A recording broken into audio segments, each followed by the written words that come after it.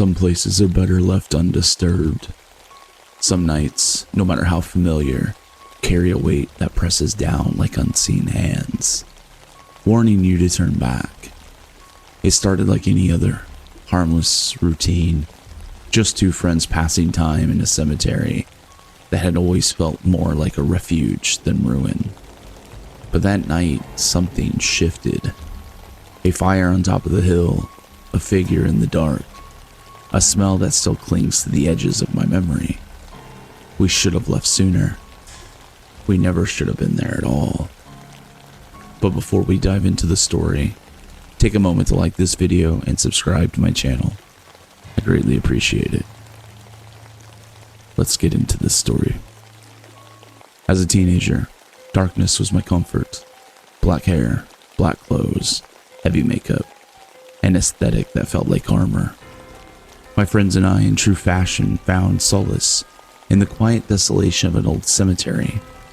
It had started as a joke, but over time, the place became something else.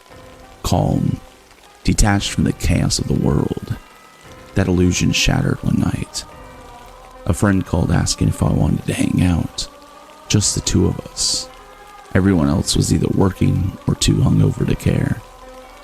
Without a second thought, I said yes. The cemetery was our usual spot, so we drove there, parked beneath the watchful silhouettes of headstones, and fell into our routine, smoking, laughing, venting about relationships that were already crumbling. Then we saw it. A bonfire blazed at the top of the hill, its flickering glow licking the dark. It was about 100 feet away, given the cemetery's proximity to the university. It wasn't uncommon for students to sneak in and throw impromptu parties. We sighed, already knowing the cops would show up before long. No one was supposed to be here after dark, and a fire would only draw attention. "Let's finish our cigarettes and go," one of us muttered. That was when the smell hit. Thick, oily, wrong. The wind carried it down in sickening waves, burrowing deep into my senses. My friend gagged, slapping a hand over her mouth. My own stomach clenched as I recoiled. "What the hell is that?" "I don't know," she choked out. "I don't want to know. Let's just leave." We moved without hesitation, climbing into the car. But just as she turned the key in the ignition, one of us, neither of us could later recall who, posed the question, "Should we check it out?" The air changed, the temperature seemed to drop, our breath coming in short, uneasy bursts. A sharp primal instinct screamed against the idea, and at that exact same moment we both said, "No, we should leave." She turned on the headlights, put the car in reverse, and glanced over her shoulder, ready to back out. But my gaze remained locked on the fire. That was when I saw it. A figure stepped into view, silhouetted against the blaze, just standing there, watching. An electric jolt of terror lanced through me, seizing every muscle in my body. "Go, go, go, go," I exclaimed. The panic in my voice was unmistakable. My friend hesitated for only a second, then followed my gaze.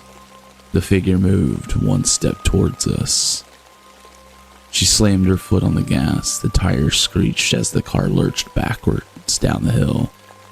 Gravel spat against the undercarriage, but she didn't stop, didn't slow down. Hands shaking, she jerked the gear into drive, and we sped off into the night, leaving the fire and whatever stood near it far behind. For a long time we sat in silence, the sound of our own breathing too loud. Finally she asked, "What the hell were they burning?" I couldn't answer. She dropped me off and I crawled into bed, shoving the night away, pretending sleep would erase it. The next morning, I wandered into the kitchen where my mother sat, sipping her coffee. She greeted me with casual conversation, mundane, normal, until she set her coffee cup down and asked, "Did you hear what happened last night?" I blinked, still groggy. "No, what?"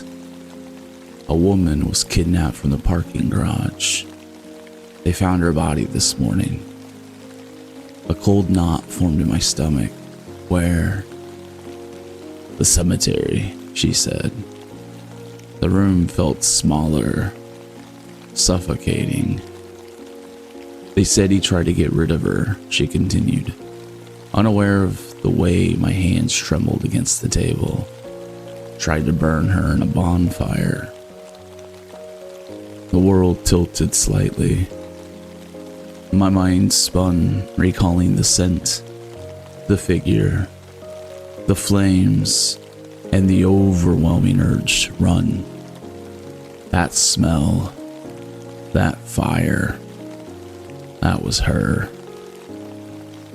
I never went back to that cemetery at night, and to the dark silhouettes watching from the bonfire. Let's never meet again. Some memories fade with time. This one never will. That night left something behind, something that can still be felt in the quiet moments when the air turns thick and the dark seems to watch back. I never went back to that cemetery, and I never looked for answers. Some things are better left unknown. If you made it this far into the video, don't forget to like and subscribe. I truly appreciate your support. Drop a comment below, and if you're unsure of what to say, just type the word cemetery. This allows me to know you made it to the end. Stay safe, and if you ever see a fire where it doesn't belong, it's probably best to walk away. Goodbye.